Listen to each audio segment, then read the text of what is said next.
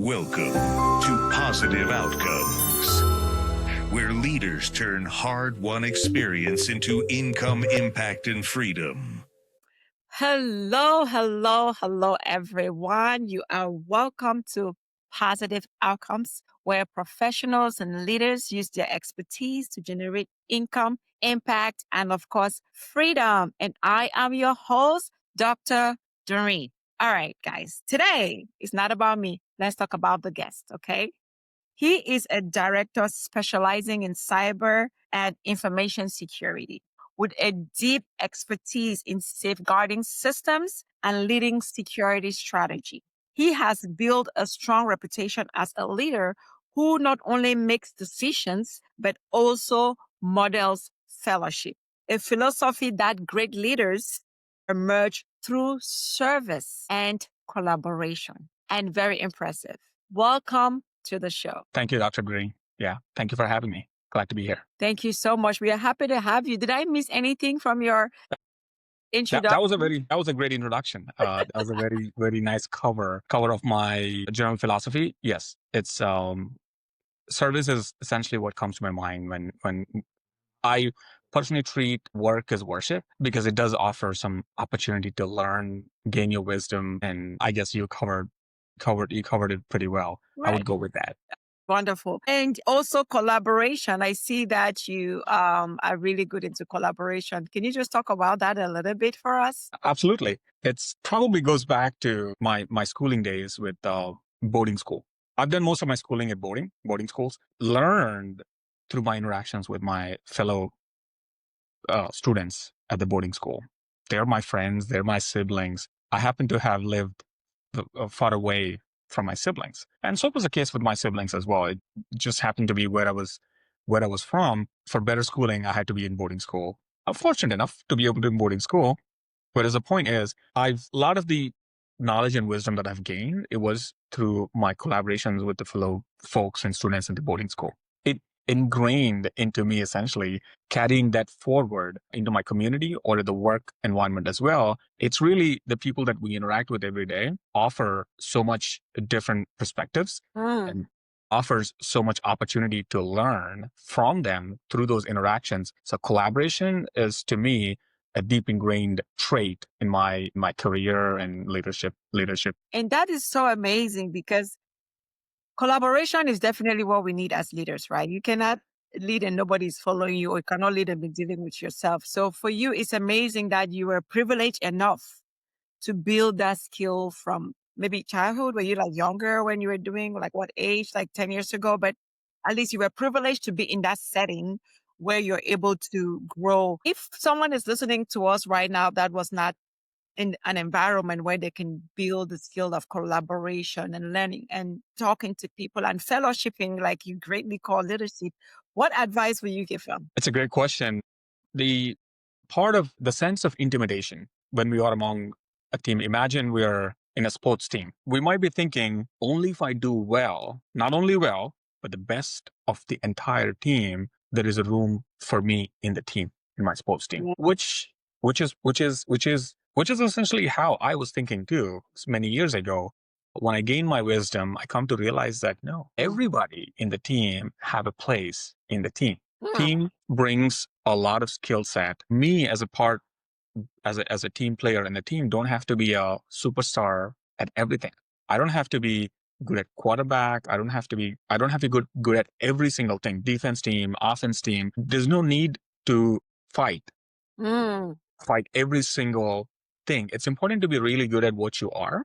Right. And continue invest on it so you get better at it and you become a better contributor to the team. Right. And that's essentially when everybody in the team, all 11 players, all 7 players in your team, or all 7 employees in your team, when they each individual feel about it, it's a great collaboration. It tails back to our collaboration point. But my best advice is there is a storyteller in everyone's head. When we observe something, we tell ourselves a story. That story, as long as we take control of telling that story is the key. Amazing. If we tell ourselves, hey, we're at threat, we're going to act differently. When we tell a story, we're in a safe place. Like in this conversation, I don't imagine I would be comfortable Right. if I'd be feeling that I'd be judged in this conversation. But now I feel Doreen makes this conversation very Right. friendly, very, very welcoming, not hostile. So I'm more comfortable to share my thoughts. So my advice to the people who are listening to this is really don't tell a story. Like control the Wow. story that you're telling in your head. That's amazing. Control the story that you are telling in your head. Means your mind is, again, like we've talked about on this show, it's a powerful, powerful tool. That's what he's saying. And then he says something that just clicks. It's one team with one goal. I used to Mhm. work for an organization, and that was their slogan. One team with one goal. So it doesn't matter where you play or what your role is. We have one goal to go and get that goal done. So that is super amazing. So you have worked in leadership roles where trust and precision is very critical. How do you balance your technical expertise with, I think I have an idea from what you said, but how do you balance your technical expertise with your people management skills? That's a great question indeed. It's a three-part realization. First, realizing that everybody has a everybody has a place in the team. Two, realizing what are your strengths and you work on it. And three, how we are contributing back to the team. In this, so the tech part, individual success, and the people management skill as a group success, private success and public success. It the way I would balance with the team is first get an understanding about exactly what is the project from a technical perspective and how far can I accomplish this with the amount of with the level of effort that I can give in. It is rather obvious. I won't be able to accomplish the entire project all by myself. I'm going to lean on to the team for sure. It's in laying that expectation with the team, having that discussion with the teams, it's going to give a sense of understanding like what exactly is this project leading. The roles and responsibilities are going to be clear. Amazing. When we laid out, I'm involving in the design part and I'm giving the team the artistic liberty and the creative control to be able to drive. Team realizes they're being valued. Their skill is being valued. Being a leader is a part art and part science. It's I honestly don't know exactly how to tease them apart. It develops Yeah, with it's definitely those uh, when I work on my own self, like when I'm focusing on a project with my own time, that's when I focus on the technology part. When it comes to people skills, it's still project discussions. It goes back that emotional intelligence. We can't focus only on the project. We have to focus on the people first Yes. and bring this project discussion into it. When we do the opposite, that's when it becomes a problem where we care for project first, people later. That's the down. I mean, that's the opposite of what you need to do. Whereas when we go into a meeting and first greet each other and Wow. share some Leaders, are you stories. guys hearing? Come here, come closer. All the leaders, come closer. Yes, go ahead. Absolutely. And when we have that, the following conversation from a technical perspectives or tend to actually go better. There's a good book, Crucial Conversations. It talks about how conversations lead to crucial conversations. It's because we're not talking from an emotional, when we're not discussing from at an emotional level, but we're doing it differently. We're emotional beings. It's important to realize that when we personally realize it, when we recognize that with the other people, it's embedded. At work, it's technology. We're primarily focusing on the technology. Our goal is technology. The 8 hours that we spend at work is the whole purpose of it. The premise of it is technology, but it is all being done by the people. So technology does itself. So it's truly important that realization of how technology and people are embedded together to accomplish a greater for ourselves. That's when I truly started embracing better interactions with the people, and that had led me become a better people leader while being a better technical leader as well. You have said it all. I think that's all we had to hear on the show tonight. You know, to be a good leader, you have to connect with your people. He said, just come in and say good morning. I have worked in environment where the leaders they cause so much chaos and people are just afraid of them. They walk around frowning, their face is smiling. You have to pay them to smile. But again, KPIs are going to tell you that your people are not with you. Because if you don't lead them, performance is going to be low, productivity is going to be low. So for you to have a high performing team, and guys, I have a course on Udemy. Transformational Leadership in Healthcare, Cultivating a Result-Driven Team. That's my book on Amazon, and that's my course. The first thing I said, and he just said all of it, is the people. Walk in the room and say hi to them. With the people, you are able to work with them together to fellowship, to collaborate, to get to your positive outcomes. Amazing. So I want you to share with our viewers tonight, how did you get to where you are today? Tell us about your journey.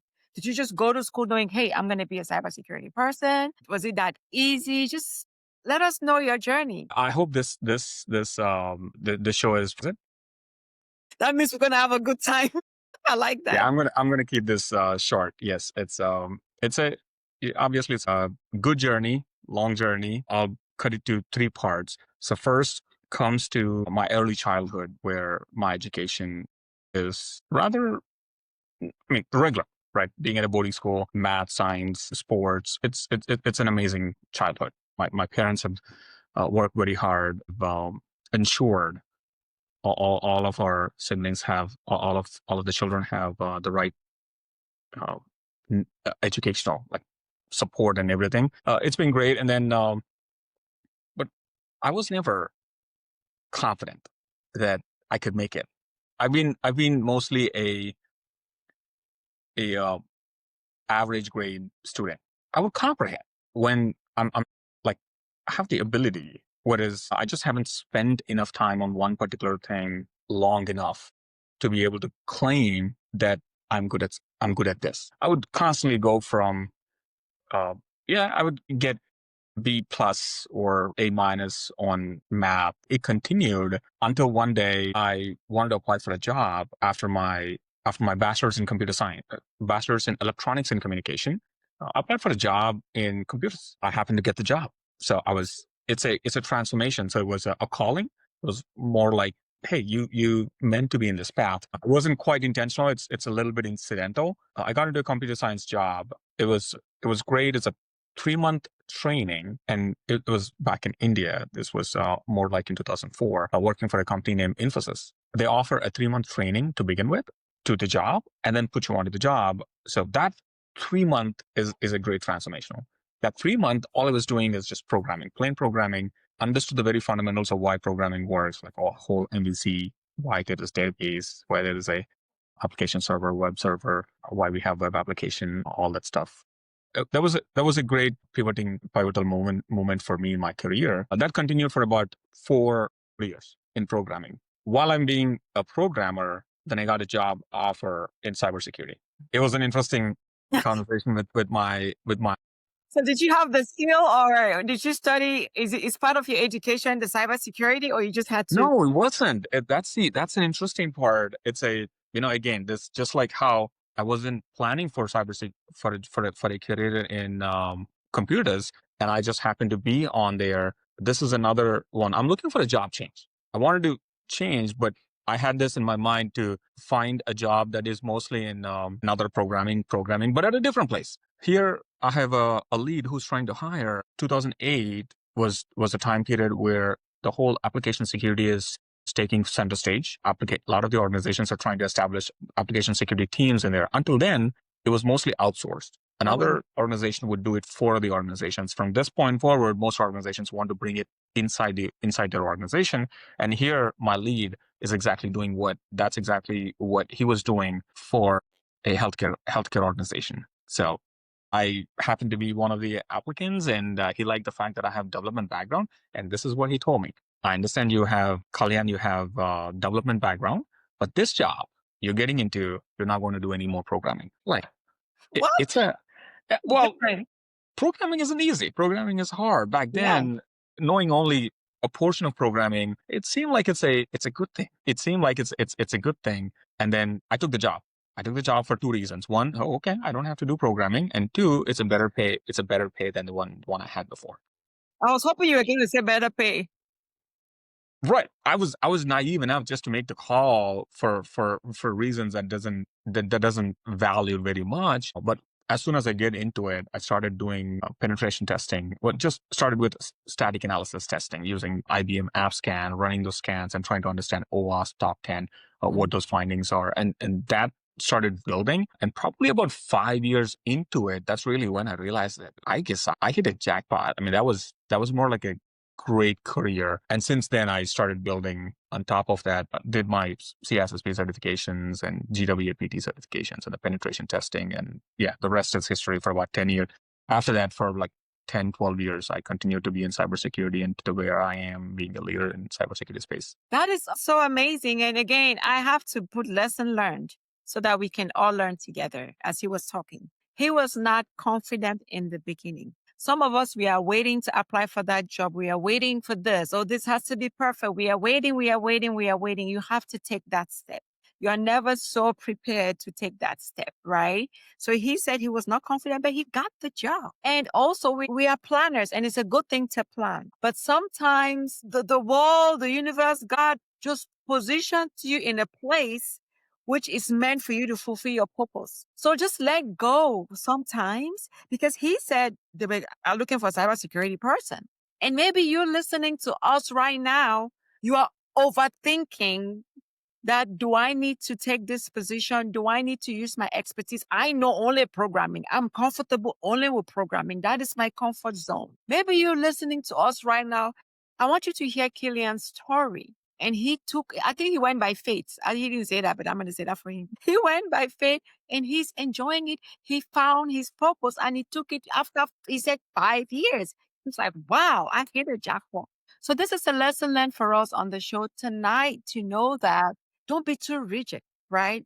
Just be a little bit flexible and let things come to you naturally. I love that. Back to Kalyan. Can you explain to us on this amazing journey that you just shared and that we are all learning from? Honestly, you're hitting a lot of nuggets. As it was incidental, you said it was like a calling. Mhm. You wrote that down. Because sometimes we feel like we know our calling. Your calling is pulled to you by the Spirit, by the world. You don't plan it just happens. And when it happens, you know it and you love to do it. So I want Kalyan to explain to us in this whole process, what were some challenges?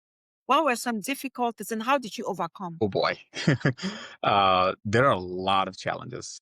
One is with my attention span. In the early part of my job, when there is an email, I would not read the entire email. I would read just parts of the email and fill the rest of it in my head and assume a few things, continue on the job and submit my report or go on, respond to it, and come to realize that no, that wasn't it. There were times I got the feedback from my managers, you read the email completely. Wow. And I would go back and read it again. Believe me, even after I'd read the second time, I would still miss a few things. It's just the way our brain and how we are training. For about 5 or 6 years, it was a struggle. It's not that I'm not attempting it. It's just my attention span, or my brain is wandering way too much. It's trying to get too fast. Like I wanted to get this instantly. All right, I just wanted to have that instant feel that I could just read through it and get it done, which was the fault. That was one of the biggest struggle, that reading a while. It took me a lot of situations. There were times where Trias cried, why the hell? Like, I mean, why am I not moving ahead in the career? I'm spending the same amount of time as everybody else. Why am I not moving forward the way? It's like you're in a swimming pool and you're hitting your legs, and like when you wake up and see you're just where you are. You're not moving from one end to the other side. I think it took a while. I had to realize where it was going wrong. Why is it going wrong? It's just because I had to train my whole body and muscle to be able to be comfortable sitting down, read an email, and realize that it is a great thing. It's not a punishment. That was the situation where I was feeling that, oh, this is a painful job. I mean, this is a painful thing to be able to sit down, read through the entire email coming as a requirement, translate that, and produce a work product. It used to be a hard thing. And I can imagine, it's the neurons, the cells inside the body isn't formed. It's just like, imagine if you have never spoken a language, take Chinese, Japanese, Indian, or Spanish. If you have never spoken it, imagine you're trying to pronounce a word. It takes a while. Yep. It's difficult. It's not because that you're not capable. It's just because your muscle is not tuned to it. And the same thing for me, my struggle at work was one thing was my attention span. What had helped me is book reading. I turned to book reading. I gradually gave my body and myself a learning habit on being able to get patient with reading. Don't rush, because if I rush, I would miss, then I would have to come back and read it again. So I would rather do it in a slow pace. It's okay. It's just like your typing skills. If you're someone who's typing on your keyboard for the first time, yes, you would go for A, S, and all these different places. But once you are you would be like very fast at typing, because now your muscle memory and your body coordination is all good. Same thing with my reading as well. I mean, there are a lot of things for sure. I'll pause with that in terms of the reading. Reading was a big struggle, and once I passed through that, once I figured out that is a problem, and then turned to a solution with my book reading habit, it's a game change. It's a night to day shift. Now my reading ability has increased. I'm very much particular to the key. Very much, I would read everything by line with no distractions. As a result, that now I'm moving at a much faster pace in my swimming pool. I'm more comfortable in that pace. Amazing. Amazing. So you were aware. So were you, before your manager said anything to you, were you aware of that aspect, that you were just, or is by them talking to you that you realized that you had that situation going on? Admittedly, no. I was just taking things for granted. I got the job. Yes. I got the job. So Yes. yeah, I was taking things for granted for sure. Yeah, it took a Mhm. while, some feedback, and don't. It's a mixed feeling that people don't constantly monitor at you what you're doing and tell you immediately. It's not a classroom anymore, but where your teacher is constantly watching at you and trying to say, "Kalyan, pay attention," or "Kalyan, have you done this?" It's not that anymore. Managers, they have their job, they have their goals, they have their respective work to be able to do, and it's only until the moment of discussing what's the status, it doesn't come into the context. So those discussions have, like, I can sense the disappointment from my management, from my Oh, lead. It took a while doing. I wasn't doing so bad that I would right. be let go of the work. I am working. I am striving to do it. Whereas, like I said, I'm kicking my hands and legs constantly. People see that Putting the effort. I'm putting the effort, but the result is I'm moving at a much slower pace. There were high expectations. People can see the ability in me, and thankfully, I'm very grateful and grateful for them, all my mentors who took time, who put the faith and trust on me to guide me with direction. That pick up a book. One of my leader then pointed me towards 7 Habits of Highly Effective. That was great. That was a great transformation. Great. That was my very first book that I finished reading end to end. I feel It's a good very one. good about reading that. Mhm. That's a great transformation. So I love the way you bounce back, right? I love the way, like, you are so self-aware and you take ownership and accountability. Because I've been in situations where, in leadership roles where I've spoken to a team member and I can clearly see that instead of taking the ownership that, oh my God, I really didn't read all the emails like you did. They are looking for reasons. Oh, you're so busy. The email was so long. I could not get to it. And they're not growing. But the fact that you were able, like, you meticulously explained what was going on and what you did to overcome it, reading books and you held yourself so accountable. Can you please just help some of our listeners what that means to have a high standard for yourself and how it will help them to excel in their profession? That's a great question. I would actually attribute that to the people around me, my family, parents, siblings. They have always have higher hopes about me, and they would express it that, Kalyan, you're amazing. I mean, you got this job, which means you're working hard. There is, for me, I I'm trying to like really dig into exactly what kept me towards. There are a lot of factors. And to be honest, it's not one thing. It's a family. Um, my family had a great impact on me. My leaders, coaches, they supported. They had the faith. And they gave me the room for failure. Although, like I said, although I was not on par with the expectations, yet I still continued like show up on the work with my whole self. I would go in there with not much bias. When there is feedback, yes, it's painful to take the feedback that you suck at your work. I listen to it. I listen to it as a building block. Okay, how do I process this feedback? How can I? My goal was to make them feel differently about me. Not, it was never occurred that I should maybe quit. Not that it never occurred at all. It did occur. I should quit, but then I would bring myself back up and thinking that, well, if I quit, what would happen at a new place? Wouldn't it be the same thing at a new place? It isn't always my fault. I think I have this one realization in me all through that, yes, I'm not perfect, but it's just not me. It's just not me alone who is not perfect. The whole world is not perfect. My managers are great. My coach, my leaders are great, but are they perfect? Probably not. So they could make a mistake. The feedback that coming across from them aren't necessarily a true reflection of me. It could be a combination of other things as well. Pressure on their deliverables, their commitments, their concerns. Their life is in the line, and their job is in the line as well. I had this wisdom. It's probably ingrained through my growing up and taking some of that leads and nuggets from the family, from parents. I had this, that how much ever it feels like quitting, it's important to realize that there is a way to improve, and I continue put on that. As I receive the feedback, I would take the feedback in a positive note. I think that's essentially the difference. I would take the feedback in a positive note and find for ways to get them to a different response, and it has happened. Thankfully and fortunately, it worked. I think the biggest key is that every time I put a sincere effort, yielded better results.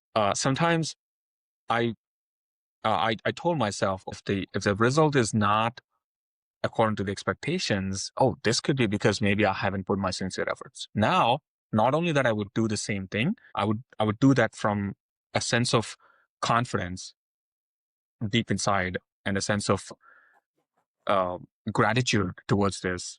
It had right after it yielded to a positive outcome. Absolutely. Amazing. You used my best word in my life, positive outcome. I love that word. In fact, you don't have an idea how many nuggets you've just dropped down for us on the show tonight. It's been amazing. You have explained how to show up as your whole self. Don't show up as my bills need to be paid. I'm miserable today. I woke up with a bad day. My kids did this, my husband, my money.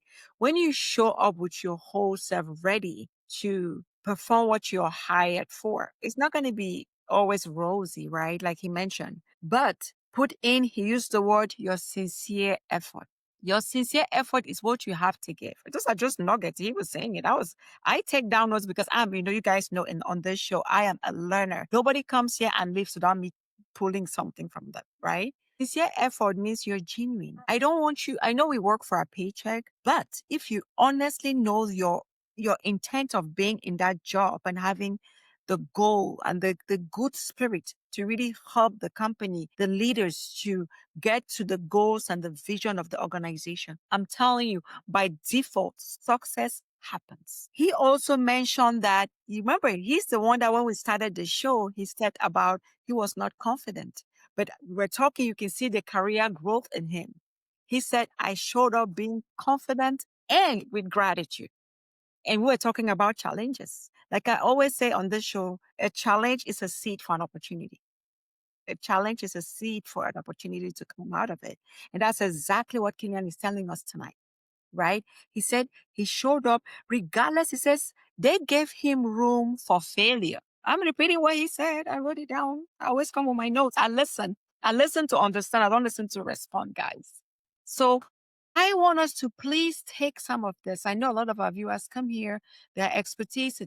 I'm a coach. I want to do us to grow in our careers, right? I've worked with some of you guys from managers to director and even to VP levels. And I'm working with some of you guys to open your coaching and consulting companies. This is free advice. He talked about mentorship and coaches. Do you have one? Do you know everything? Do you know everything? He said they gave him room for failure. Kalyan, thank you so much.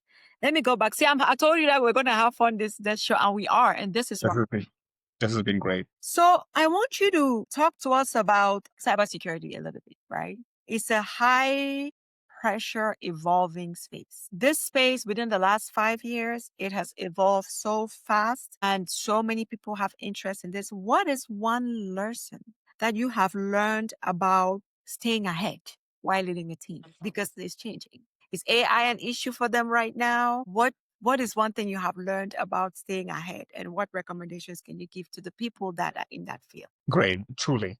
I cannot agree more. It's been a fast growing, it's a technology. The rapid pace of technology itself, and the same rapid pace of technology is for both adversaries as well. Adversaries are the people who are trying to attack systems are using AI as well. It's a state of irony how it just happens and gives them more tools to be good at them. The one takeaway to stay or one my biggest learning, my biggest eyes in staying ahead is a defense in depth. We do cyber defense matrix, looking at the organization, and we need to understand what is our defense matrix look like. What portion of our organization is secure and what portion is not. It's two things. Improving the existing service is one opportunity, and two, adding a new defense in depth layer in a portion that doesn't exist before is another opportunity. It gets subjective from organization to organization depending on their priorities, but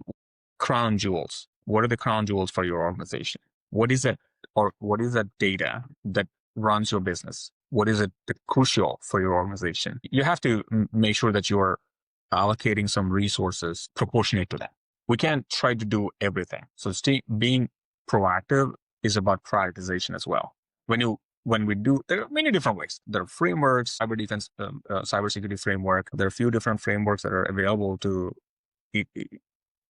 get started. One is knowing your organization well. What are your crown jewels? What deserves the protection? And two, how are we allocating our resources to it? Whether it's human resource, continuous monitoring, or funding, it has to be proportional. Staying ahead is about not getting, if I may go to take this a little philosophical side. It talks about, I mentioned about the 7 Habits book by Stephen Covey, talks about the quadrants, quadrant 1, quadrant 2, 3, and 4. It's important to spend time on the quadrant 2 where you are preparing for it. You're looking ahead. Does your organization need a perimeter security control like a web application firewall? Or does your organization would need a penetration testing program? Or does your organization would need a bug bounty program that allows, because it's a balance. You're allowing public to test your applications and report the findings in a secure way. It has its positives, right? It's not as cost. It doesn't cost you so much. If cost is a factor, all organizations need to be economically prudent. Bug bounty is a great opportunity. Bug bounty programs will help them get, and prioritization. Critical's high, like you'd start with a high priority. What are your critical findings for your organization? Focus on that, and then go top down, or from critical high, medium to low. That had given the opportunity for people to prioritize from year over year and set expectations. Everyone must have heard this. It costs less to fix it during the development than to fix it afterwards. It's simply because while we are on it, it's more easy to test it. When we change something in it, we know exactly how the application is going to function. Whereas when we moved on, the security vulnerability has made its way into the production environment. Reporting that, tracking that, and make a case, the recoding and doing this involves a lot of effort. It all boils down to like staying ahead is about knowing your organization, knowing your team's, your cybersecurity strength. What is your organization? What are the crown jewels? What are your resources from a cybersecurity? How you apply to them so you can stay ahead in terms of, it could mean two things. It could mean, how can we stay ahead of the attackers? That's not in our control sphere. Like how attackers work, we can control it. Like cybersecurity, like we don't dictate when attackers do attack. They attack when they attack. How do we stay resilient as an organization? That's the important factor. And it gets a little subjective from organization to organization. It's your resources, knowing your resources, and knowing the coverage gap. How do we coverage gap, and how do we prioritize each of those different security controls? Wow, that's really amazing. pretty much let us be more proactive than reactive, doing a need assessment so that your task, your budget, your team members, you know what you need, doing a gap analysis, like I always talk about, to know what you need to prioritize on what resources that you need, the kind of team that you need. Doing that gap analysis, prioritizing, it helps us to be more proactive than reactive, which will reduce the cost. So amazing. I hope you guys are learning. You guys need to give me part of your income for this free knowledge. And I would also add to that we just can't be prepared for everything. As much as we would be willing to be more prepared for everything, it's just not practical. We need to continue our defense in depth strategy, and we should know the fact that someday we have to be reactive as well. There are going to be things that we're going to learn according to the threats. That's not a reason to not do what we're supposed to do proactively. We should continue our defense in depth strategy for the organization and build our resiliency quarter over quarter, year over year. At the same time, know the fact that someday you would have to deal with a supply chain security risk. It was the whole NPM thing had shook all the organizations for a couple of weeks. Yep. The supply chain security risk, or whether it's a Log4Shell issue that had caused, or the SolarWinds, a supply chain attack a couple years ago. All these things, each of these examples remind us the fact that there are certain things that we cannot be prepared for. So how do we allocate ourselves? What is our zero-day response plan? Or what is our incident response plan, essentially? What is our cyber incident response plan? How we react to it? What is our war room, game room? Like, how do we get huddle as a team with the right resources, collaborate within the organization? Tabletop exercises that organizations do, they all come into play, right? Yes, preparation, staying ahead is vital to the organization, establishing a defense in-depth strategy, and also allocating the resources that are needed to be able to respond to, and knowing what are our tools to be able to respond to a potential incident against an organization. What are our reporting strategy? How are we doing the threat assessment, attack assessment, and how are we moving to the defense coordination part? I love it. That's amazing.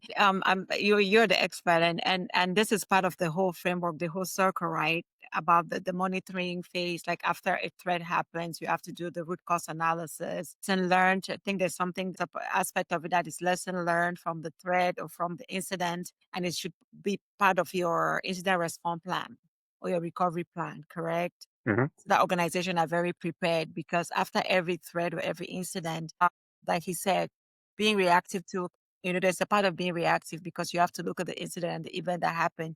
And that's when you guys do the lesson learned and go back and do this. Let me not get into your field because I don't know what I'm talking about, but I'm just learning and I'm enjoying the fact that I like the way you redirect it and help us out to understand that no matter how proactive we are, there is a place that we are going to. Every single organization, there's going to be a need for us to be reactive. All right, we're having a good conversation. We've passed our time, but I must ask 2 questions before we close the show.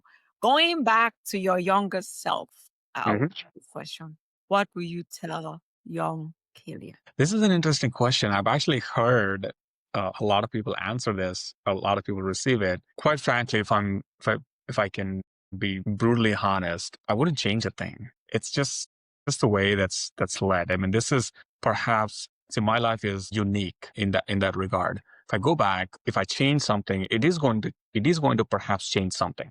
Like Kalyan, do better reading, be a better reader. I could go back and tell myself, reading is a very important skill. Better do more of it. Have I done it? I don't think I would have had the same level of interactions with my team members. Yes, it would have been a different trajectory. Yes, I may have gotten ahead, but I enjoyed every single moment of my career, of my life, and I continue to do so. So if I go back, I would say, you're doing amazing. Just keep doing what you're doing. I love it. You've accepted that is your journey, and the journey is for a reason. Everything that happens, your path is for a purpose to take you to where you are right now. That's amazing. Amazing way to looking at it. As we are wrapping up, what is one life lesson that you can leave with me and our audience that will take us to a positive outcome? Just one life lesson in general. Persona B. Say that again? Persona B. I know it's that. Okay, break it down. Let's break that down. I know. It's probably coming out as a little bit strange. It's because it's something that I I made up. Okay. The thing I made it up is, so let me go back and explain what is persona A and tell you what persona B is, what I mean by persona B. Persona A is what that actually naturally occurs to you as a human, as a Homo sapien, or as a just like animals or any living being, right? We're dependent on this environment either to thrive, and as a result, there are flight and fight.